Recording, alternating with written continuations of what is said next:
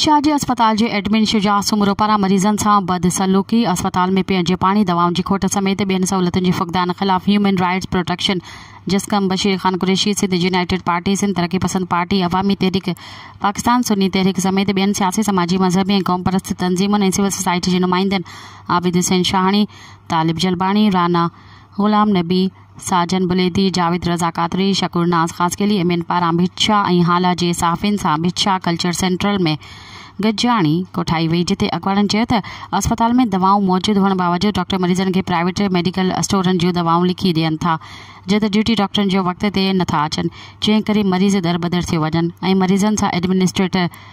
शुजा सुमरो जो मरीज़नि ऐं संदन वारसनि सां रवैयो दुरुस्त नाहे, बदकलामी करे थो, जंहिं लाइ तमामु धुरियुनि जी गॾियल इतफ़ाक़ राय सां फ़ैसिलो कयो वियो त सभिनी अवामी नुमाइंदनि, जमायतुनि ऐं सिविल सोसाइटी जे गॾियल प्लेटफॉर्म तां सूमर ॾियारे अल्लाह वारा चौक खां भिक्षा अस्पताल ताईं एहतजाजी रैली कढी अस्पताल जे नाहिल एडमिन ख़िलाफ़ अस्पताल जे मुख्य गेट आॾो धरणो हयो वेंदो। मज़ीद ख़बरनि ऐं तफ़सीलात लाइ विज़िट कयो असांजी वेबसाइट www.awamiNewsHD.com ऐं ॾिसंदा रहो अवामी न्यूज़ HD।